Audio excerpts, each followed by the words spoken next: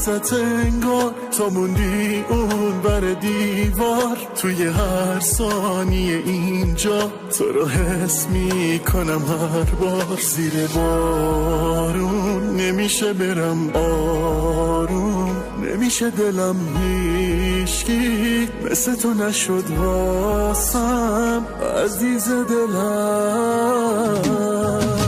سخته ببینم دیگه رفته، طاقتشو ندارم واسم آخر خطه. سخته ببینم دیگه رفته، طاقتشو ندارم واسم آخر خطه.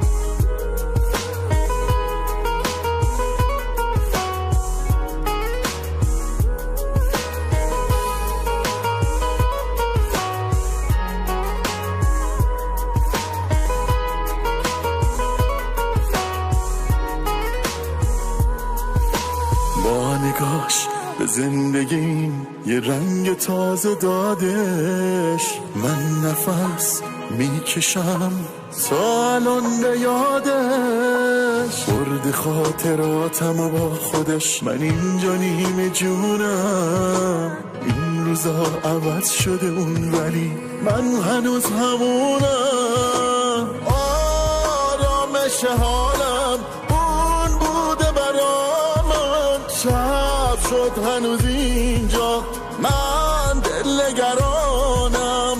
اون روزا برامون پر رنگای قشنگ بود، بودش معلوم انگار همه دنیا واسه من بود. سخته ببینم دیگه رفته، طاقتشو ندارم واسم آخر خطه.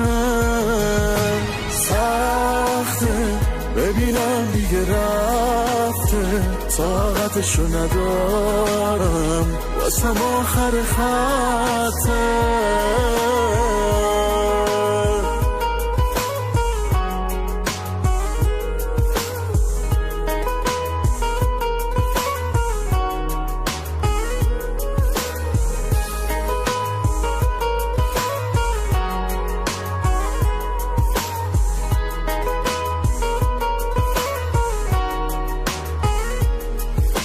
با نگاش به زندگیم یه رنگ تازه دادش. من نفس میکشم تا الان به یادش. برد خاطراتم و با خودش من اینجا نیمه جونم.